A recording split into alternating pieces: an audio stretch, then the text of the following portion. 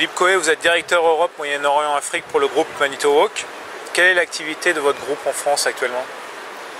C'est une activité qui reprend, qui est plus favorable qu'elle ne l'était l'année dernière et qui confirme une sortie de crise.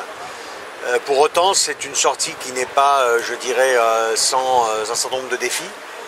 Des défis relatifs au financement, relatifs je dirais, aux problématiques économiques sur un plan général, mais quand même, malgré tout, on sent une volonté des acteurs de remettre des machines neuves dans leur parc, de nous accompagner dans le lancement de nouvelles machines, donc quelque chose qui est bien sûr très encourageant et très favorable pour notre entreprise. Est-ce qu'il y a des gammes de produits qui se démarquent par rapport à d'autres sur la reprise du marché? Alors par rapport à ce qu'on avait vécu dans les années un peu difficiles 2009 et 2010 dans une certaine mesure, on voit les petites grues, les grues automontantes Potain, qui ont bien repris, ce qui montre la volonté des entrepreneurs de taille moyenne de remettre du matériel neuf dans leurs outils.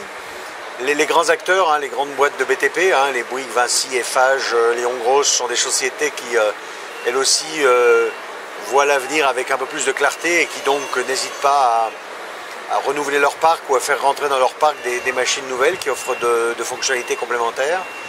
Donc une balance globale qui est quand même assez favorable, qui n'est pas éclatante. Et par rapport aux cycles de notre industrie qui sont souvent extrêmement brutaux, dans un sens ou dans l'autre, là cette sortie de cycle est finalement plus calme, ce qui n'est pas une mauvaise chose aussi par rapport à nos défis industriels.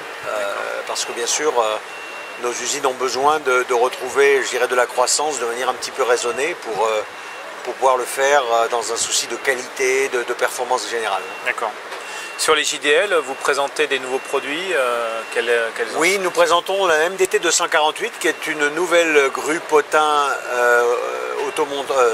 topless donc de la gamme GME, qui se situe en fait comme une remplaçante de notre 238, la MD 238, qui était une machine qui a été un gros succès pour Potain dans les années, avec l'approche topless qui est devenue aujourd'hui quasiment incontournable. Tout le monde veut des grues topless.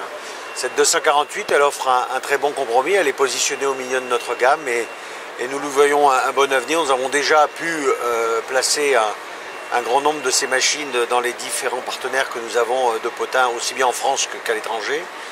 Donc voilà, on la lance sur les JDL, c'est un petit peu symbolique, ça montre aussi l'importance que nous accordons à la fois au marché français et à la manifestation JDL, donc nous en sommes très heureux.